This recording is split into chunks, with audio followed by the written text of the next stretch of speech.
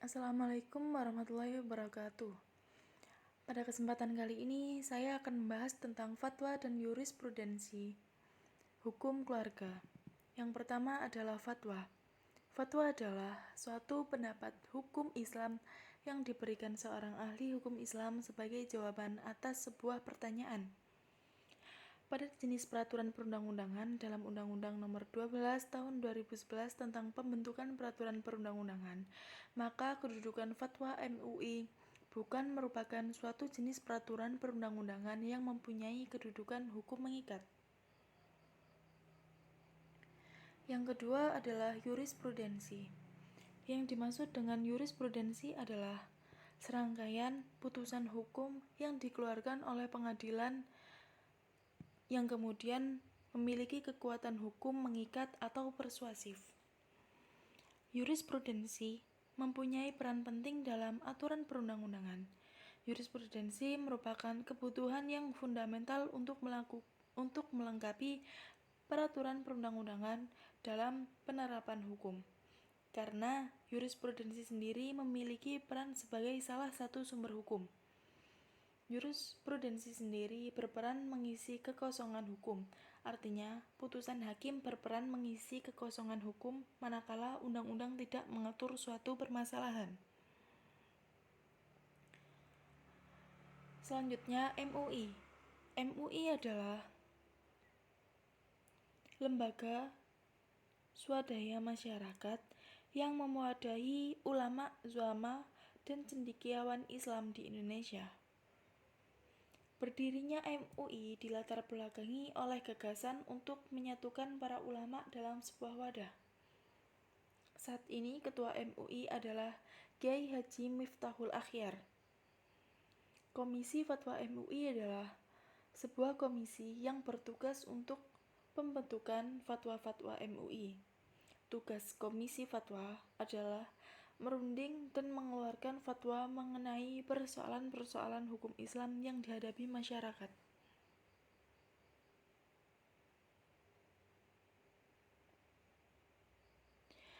Selanjutnya, dasar-dasar berfatwa dalam MUI. Hasil sidang Pleno MUI pada 18 Januari 1986 menetapkan dasar-dasar berfatwa di lingkungan MUI yaitu 1. Setiap keputusan fatwa harus mempunyai dasar atau kitabullah dalam sunnah Rasul dalam mu'tabaroh serta tidak bertentangan dalam kemaslahatan umat. Yang kedua, jika tidak terdapat dalam kitabullah atau sunnah Rasul, keputusan fatwa hendaknya tidak bertentangan dengan ijma', qiyas dan mu'tabar serta dalil-dalil hukum yang lain seperti istihsan, masalih al-mursalah dan sat al-zariyah. Ketiga, sebelum pengambilan keputusan fatwa hendaknya ditinjau pendapat-pendapat para ahli hukum maupun yang berhubungan dengan dalil yang dipergunakan oleh pihak yang berbeda pendapat. Yang keempat, pandangan tentang ahli dalam bidang masalah yang akan diambil keputusan fatwanya. Selanjutnya, prosedur penetapan fatwa di MUI. Pertama, sebelum fatwa dikeluarkan, MUI melakukan kajian secara komprehensif untuk mendapatkan gambaran yang utuh tentang masalah yang dipantau. Yang kedua, menelusuri kembali dan menelaah pandangan para fuqaha, mujtahid masa lalu, pendapat para imam madhab dan ulama, kajian terhadap fatwa-fatwa yang relevan, dan mencari pandangan para fuqaha tentang masalah yang akan difatwakan. Yang ketiga, menetapkan komisi fatwa untuk membuat makalah atau analisis, bisa juga melibatkan komisi lain.